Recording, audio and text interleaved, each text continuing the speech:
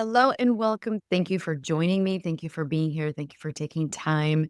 I actually thought about this episode wanting to share this topic with you. This past weekend, when I was doing a workout, my regular gym was closed. So I thought I'll just go do a quick yoga ISO class.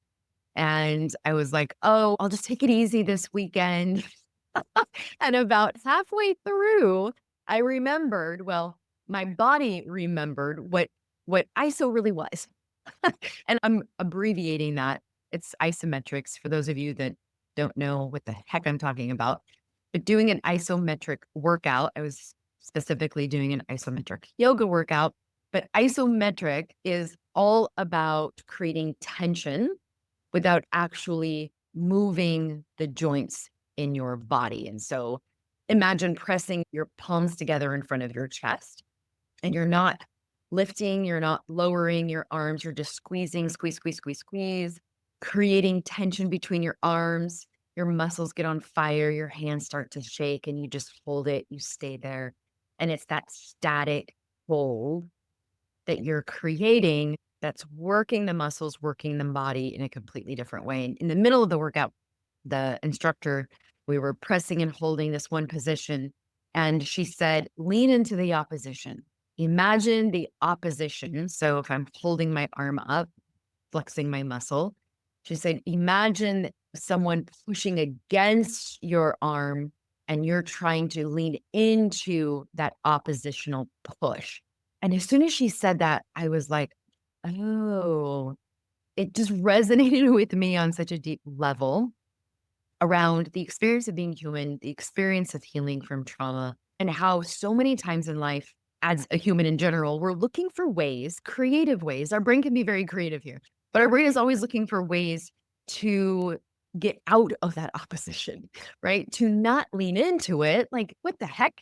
You're telling me to lean into the opposition, lean into the stress, lean into the shaking, lean into the fire? Heck no, I'm trying to find ways out of it. In fact, a lot of times we get clients, Lana and I, a lot of times we'll get clients that are literally like, tell me how to get out of this, right?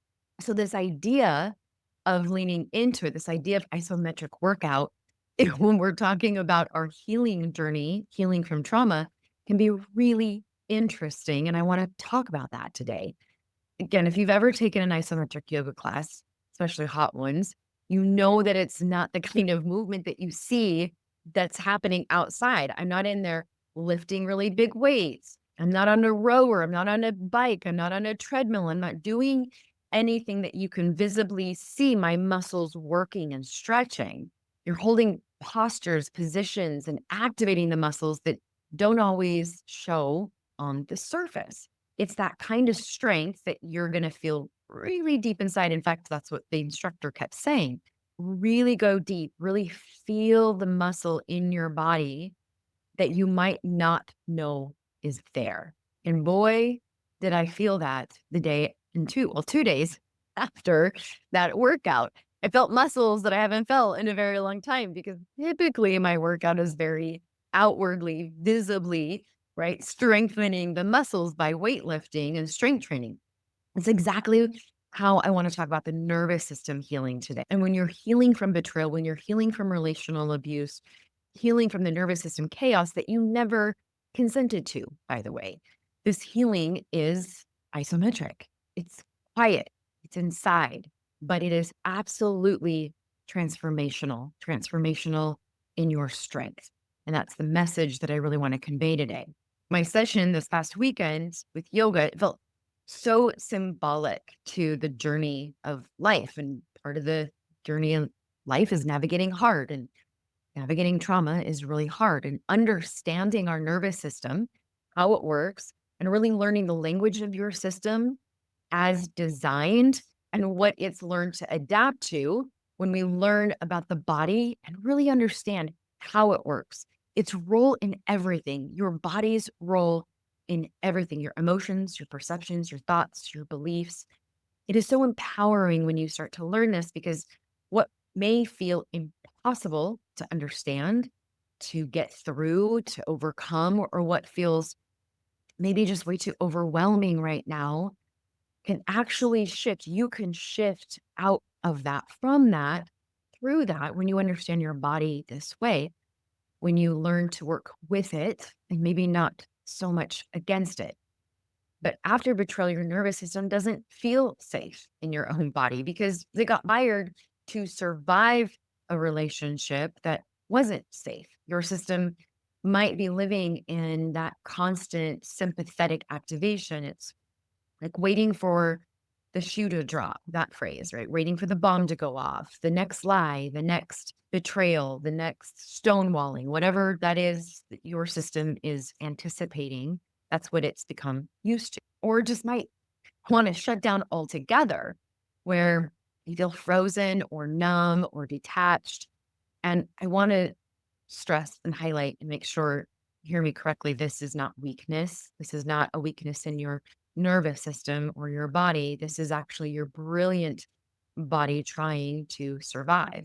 And there is nothing wrong with you for feeling that kind of dysregulation, which I really want to debunk a myth that I hear a lot in this work, sometimes on social media, and the messages that are shared often just share partial truths, and we're not really conceptualizing the full truth, especially when it comes to the nervous system. But one of the myths that can sometimes get translated or misunderstood is that once you're healing, once your nervous system, quote, regulated, that you won't be triggered anymore. You won't feel stressed, that you'll just be calm and grounded all the time. That is not how this works. I know, just maybe hit the pause button and swear at me. That's okay. Hang in there with me. It's not how it works. And it's not supposed to work that way by design. Again, not because something's wrong or you're broken. And especially not when your trauma that you're experiencing comes from the relationship, from betrayal, from the very people that you were supposed to feel safe with. So I want to be very clear. Getting triggered doesn't mean that you're doing something wrong. It doesn't mean that you are back at square one, even though I know it feels that way. Totally get that. It doesn't mean you're not healing. I think this is really important to slow this down and work through the resistance to believe this. It's so important to understand this truth. Healing, like real nervous system healing, means that your system starts to trust you again. It means you can notice when you are activated. And instead of staying stuck in that survival, you know how to come back. You have the tools, you have choice. You don't maybe abandon yourself in that activation. That's what regulation really looks like. That's what the kind of strength that I'm talking about in those isometric healing is what we're really trying to work towards, and that strength that we're trying to create. A lot of times clients will say, okay, Amie, but what does healthy nervous system regulation, what does it even look like? And I totally get that, because a lot of us going through this or never really experienced healthy nervous system regulation, like we don't know what it feels like. We don't know how that feels, how that experience feels in our bodies. And we certainly don't know what that felt like in the relationship. I know my system was trained, was conditioned to constantly scan for the slightest change in tone, a shift in expression, steps down the stairs, like footsteps down the stairs was a trigger for a long time. A delayed text message when someone's not responding right away, the cold shoulder. You walk by somebody in the store and they don't say hi, that immediate assumption that you did something wrong. Oh no, that kind of response, you're conditioned to feel that way, to experience it that way. And so when I sensed that something was, quote, off, my body would immediately freeze, hold my breath, wait for the fallout, wait for the lie, wait for the anger, wait for the, right, the moment that he would flip or that something would flip. And that wasn't living, that was bracing. And so when someone told me, you just need to regulate your nervous system, I honestly didn't know what that meant. What does it even feel like when you've lived in survival for so long and don't trust peace anymore? And so this is why we start small.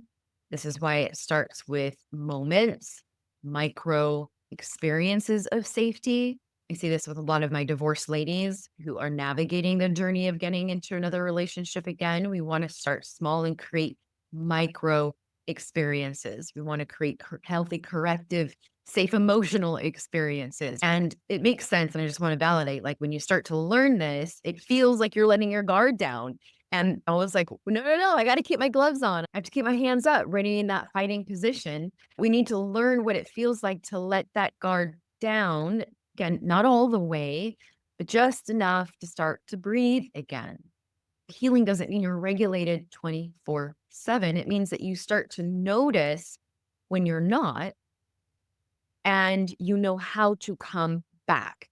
It means you start to feel safe within yourself before anyone else, because your body learns you're not abandoning it anymore. There's a particular person in my life that every time they would send me a message that says, "Hey, do you have time to talk?" I would notice my body go into that activation. It would go into this like freeze mode. And I would immediately be like, "Oh no, I did something wrong and I'm going to get in trouble."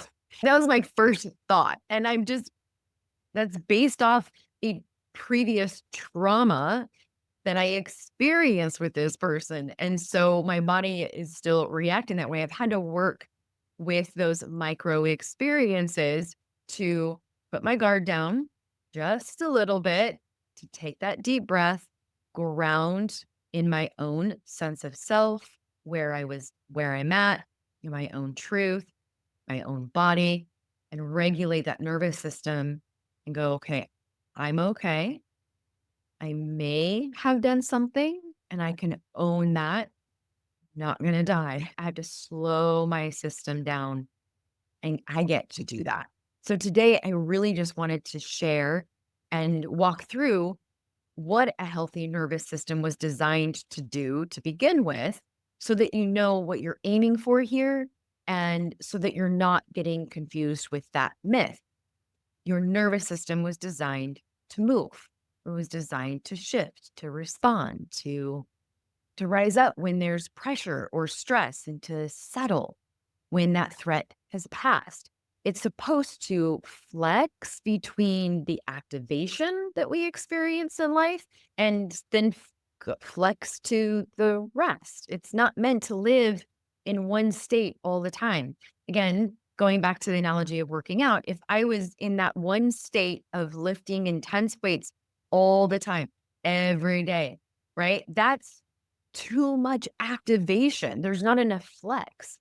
I need those active recovery days, hence the yoga, where I'm not doing that outwardly stretching, lifting, pressing, really going deep, heavy activation. I'm doing more of this internal isometric type of activation on my body. And I'm touching on muscles still, right? I'm still shaking, I'm still sweating, but it's a different kind of experience. It's resting the big muscles and it's still working some of the smaller muscles. Am I sweating as much? No. Am I as tired? No. It's a different experience. It's a flex. A healthy nervous system isn't about always feeling calm. If every day my workout was laying down on my mat and doing nothing, I wouldn't exercise my muscles. I wouldn't grow the muscles. There wouldn't be capacity for the stress. It's not about being unbothered or in Zen 24/7. It's not about never getting activated. That's the myth. And again, if we bring it back to the metaphor of working out, if we don't ever move our muscles, if we don't ever strengthen that, then we're susceptible to injury, to harm. We're susceptible to weakness. We're susceptible to deep fatigue. We're susceptible to injury, to strain, even small stressors. When we haven't built the capacity to hold it, small stressors can overwhelm the system because they haven't been conditioned to handle it. If we don't work our muscles, if we don't build capacity, there's rigidity, there's tension, right? Those underused muscles, they become stiff, they become tight, and that limits your range of motion. My youngest son just had surgery on his shoulder to fix his labrum, and he was limited in his ability to rotate that shoulder and have range of motion. There was no room for flexibility as he was healing that injury. One of the main reasons why he had that injury is because he hadn't done enough strengthening around those smaller ice muscles, right? He was all about going to the gym and pumping really, really, really heavy weight. But because he missed the isometric, the small muscle, the tension, the capacity to support that heavy lifting, it slowly limited, made it more rigid, more tension on those smaller muscles, and he tore it. Now he had to have surgery, which is really, really painful. And he slowly had to rebuild those underused muscles to create more of that range of motion and flexibility. When we don't do any of this work, really, we're losing resilience. We lose the ability to bounce back. We lose the ability to recover. We lose the ability to adapt when different situations in our life as a human need us to adapt to. The same is about your nervous system. If we don't work with our nervous system, if we don't practice coming back to safety, build capacity, stretch gently into that discomfort, then we are more susceptible to that overwhelm from triggers. We become more susceptible to intense overwhelm over those triggers. We emotionally shut down or we emotionally overreact. We live in that constant state of high alert, that hypervigilance. We're in that mode all the time. And so we're now misreading what real safety is and what real danger is. And that just feels very powerless because we don't know how to respond to stress when it shows up. What our nervous system is designed to do, it's designed to know how to move. It's designed to know how to respond and recover, to mobilize when there's real stress. And then it comes back to center when that threat has passed. We're going to take a really fast break and tell you about some of the things coming up at Choose. Are you a woman carrying trauma in your body, tension, discomfort, and that tightness that just won't quite release? This is Hallie Roderick, and I would like to invite you to join us this August 26th through 29th in Spanish Fork, Utah, for Revive and Thrive, a 4-day somatic healing intensive designed exclusively for women ready to reclaim their bodies. Guided by expert therapists, coaches, and body-based specialists, you'll learn to uncover where trauma lives in your body and gently release it through somatic practices like art therapy, breathwork, brain spotting, energy healing, mindfulness practices, and therapeutic immersion in nature. It's more than just an intensive.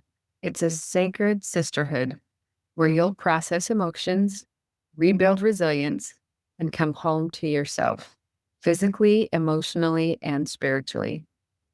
So if you're ready to step fully back into your life with freedom and strength, visit the show notes to learn more and to register. Okay, and now back to the episode. A healthy nervous system is fluid. It has like a rhythm to it. It adapts to movement. It's not going to hijack your life. So instead of staying stuck in that fight, flight, freeze, fawn, you start to notice the cues a little bit sooner. You can start to support yourself sooner. You can come back to safety a little bit sooner. And here's the most important part. A healthy nervous system isn't one that never gets dysregulated. It's one that learns it's safe to come home again.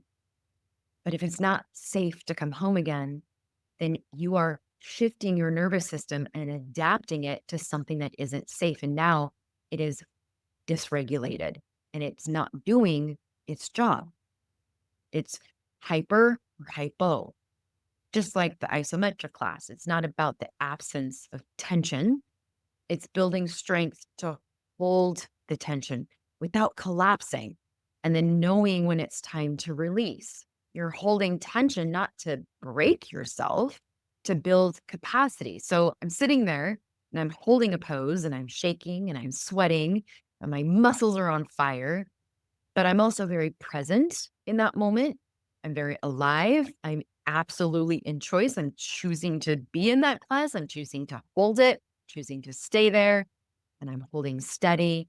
This is what nervous system work is after betrayal. You're learning to hold the discomfort, not avoid it, not collapse in it.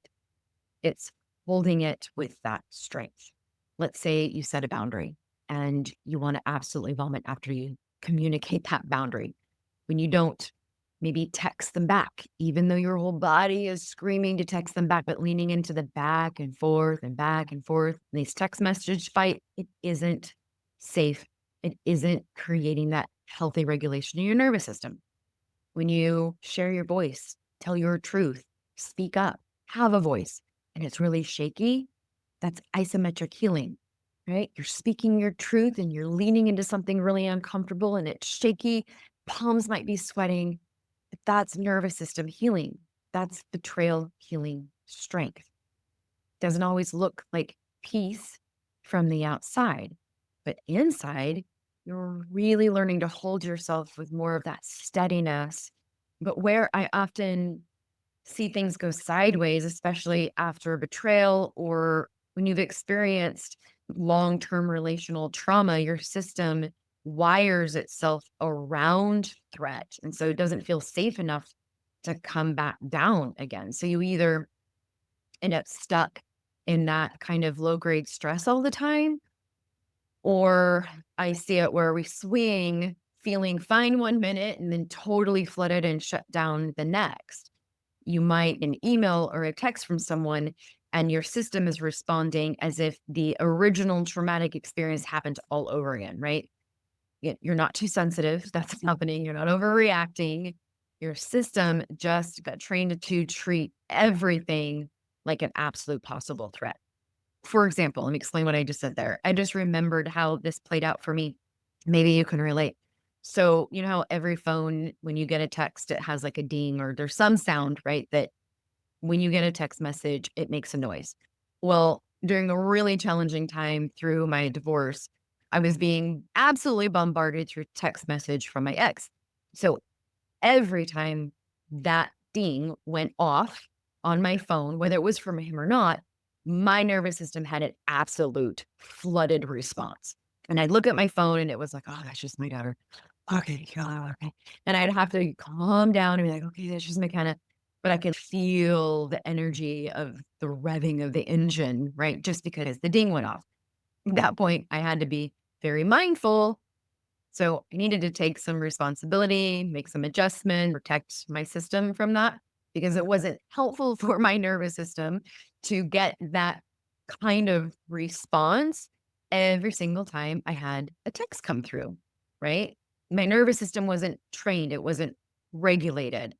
So we're not trying to never feel stress again or avoid every trigger. That's not the goal. What we're trying to do is teach the system how to right size its responses again, right? We just need the right amount of stress to go along with the right threat.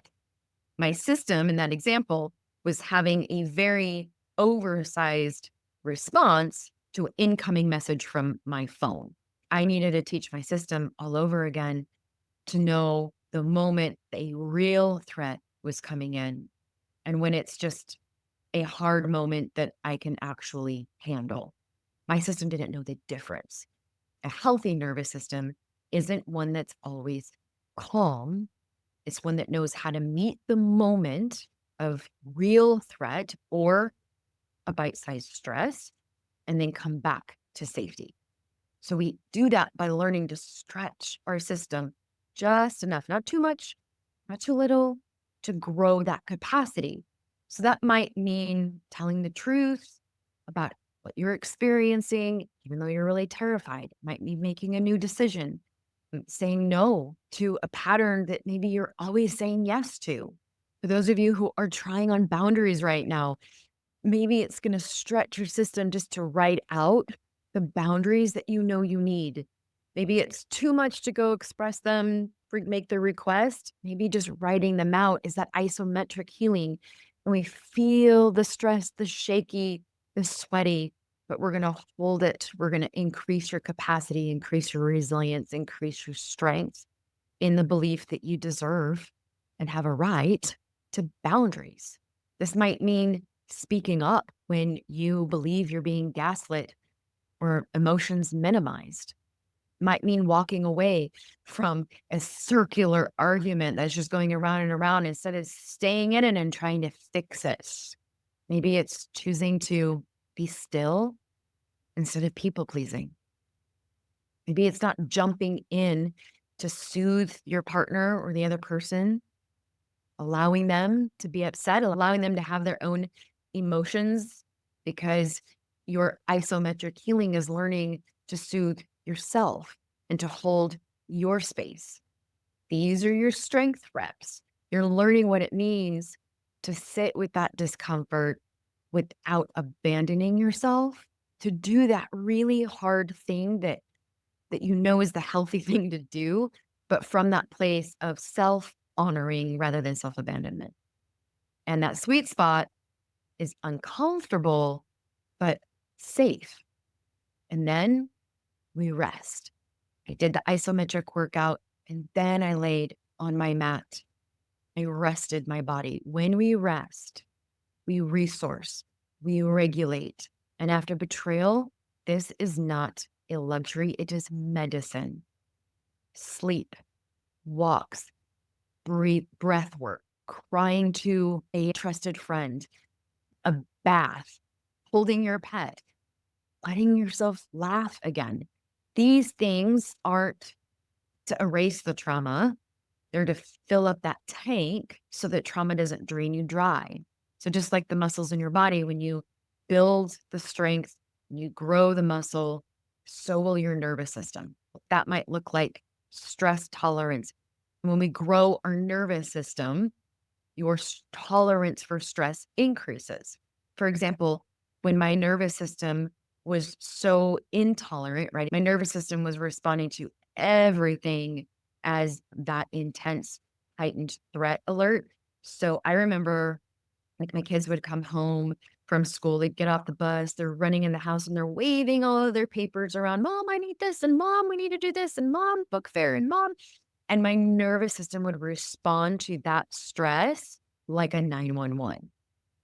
That's what happens when we don't regulate our nervous system. Because I think we can all agree, I don't know, maybe I'm just different, but the book fair and getting the money to the school and all of like that was stressful. That was just a little stressful, but not heightened threat, I'm gonna die kind of stress that my nervous system was responding to it, ripping the paper out of my kid's hand and being like, oh my gosh, it's the last thing that I need to deal with and wanting to throw it in the trash. So when you have a regulated, I don't know, maybe I'm totally alone in that one, but if you have the healthy regulated nervous system, I would be like, all right, hand the paper over. I'm going to feel some stress. I'm going to notice that that's a little bit annoying to have to collect all the money. I don't know if they do this anymore, but like back in the day, we would have to get the exact amount of change to the teacher for the books or whatever my kid wanted at the bookstore, like the exact amount of change. Oh my gosh.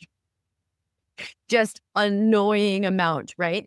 Like it's annoying, a little stressful. I'm feeling it right now as I talk about it again, as I recall back to those days. But it's also just very alarming how I can also see the level of which my nervous system was responding to that at that time. And it was not how I'm responding to it right now as I'm talking about it. When your nervous system is regulated in a healthy way in a stressful experience, something hard happens, you're going to feel more of that resilience instead of feeling afraid, or you just feel like, oh my gosh, this one more thread that's getting pulled out of my shirt. And before I know it, I'm going to be standing here naked with no shirt. Like I always felt like just the thread just kept pulling and pulling and pulling. And I'm getting less and less and less of this shirt. I'm afraid. Oh, that feeling is very, very real to recall, where a more regulated nervous system, I'm going to feel some resilience. I'm going to be able to bounce back. That one thing isn't going to fray me. You get to hold more space, more joy, more challenge, more presence when you have a healthy, regulated nervous system. You develop that self-trust that I talk about all the time. Trust in your capacity to handle the situation. Trust that, which this is extremely powerful and important when betrayal trauma told you that you would never trust again. So developing that trust in your own capacity to handle hard. Again, it reminds me of when I started dating Scott again, and my mom was like, "Oh my gosh, are you sure?" Oh, just as a normal mother would, like, worry, like, "What if you get hurt again? Or what if it happens?" And I remember at that point in my dating and in my healing, and I had done enough of this regulating my nervous system, my response to her was like, "Yeah, I know. It happens again. It's called life and sucks." Like, I know that can happen, but I trusted in my capacity to handle if that happened again. I knew I would be okay. I knew that I could do life alone. I knew that I wasn't gonna die. I knew the lawyer I could go, like, right? I trusted in that capacity because my nervous system was regulated. So, how can you tell if you're moving more into that regulated space? I'll go back to triggers. If you feel triggered, you're gonna, again, that's not the bad thing. That's not the wrong thing. Your system will likely feel triggers, but you know how to come back without spiraling into the abyss, right? You have your toolkit, you have your trauma kit, you know the tools and you use them and you know how to come back to present. You hold a boundary, maybe without needing someone else's permission or even approval of the boundary, because you know it's what you want, what you need, and that's enough. Maybe it's speaking truth even if your voice is shaky, even if you're hesitant, even if you're not quite sure of the outcome, but you do it anyway because you know that you're going to feel safer in your body when you do. You will recognize those patterns, those red flags a lot sooner, and you'll start to trust that you won't show up in those dysregulated experiences, in those old patterns. You're going to trust that maybe you walk away, you hold the boundary, you say no. You'll start to tell the difference between real urgency that's trauma driven versus true intuition. You'll start to let more joy in your life. That can feel really scary. I really remember what that feels like. But you're going to let more of those joyful moments in, maybe even in your relationship. Allow yourself to have maybe some joyful moments in your relationship, even if it's small, even if it's fleeting, and you're going to let yourself stay with it. Really, a regulated nervous system is trusting that your system is working for you, not against you, that your body is learning what safety is. This right here, this is the result that we're looking for in this healing isometric type of work. It's the inside out work. One last thing that I want to name before I wrap this up. So much of your nervous system dysregulation was relationally formed. It came from being in that relationship that wasn't safe, which means part of your healing will happen relationally too, from people who don't gaslight your reality, through boundaries that reinforce your self trust. You're building a relationship with yourself that is rooted in present moment, that is rooted in your self compassion.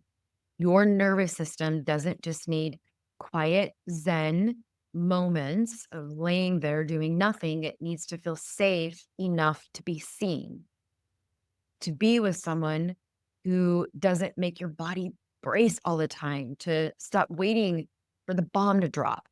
And if that someone right now is you, that's enough, because regulation begins in that space where you stop abandoning yourself. The next time that you feel like maybe you're not healing fast enough or you're too triggered to be doing well, I just want you to remember that your system is responding. You're not broken. Okay, so I hope that you, if anything, have learned that you don't need to be perfectly regulated to be healing. You just need to keep showing up for yourself, especially in the moments that you used to abandon yourself. That right there is your nervous system isometric strength. And every time you choose yourself in that moment that you used to freeze or fawn, you're not just surviving, you're rewiring your nervous system. And that's what healing looks like. Healing doesn't mean you never shake, doesn't mean you don't sweat, that you're not uncomfortable. It means you know how to stay, to breathe, to come back to yourself. That's the quiet power of your strong nervous system. So, thank you for joining me today, for sharing this space. And as always, continue to choose healing, to choose recovery, and of course, to choose you. Take care, everybody. After experiencing betrayal trauma and you're trying desperately to save your relationship, I know how much energy that takes. But here's the truth: no matter what happens in that relationship, you still need a safe, healthy connection to you. That's where healing really begins.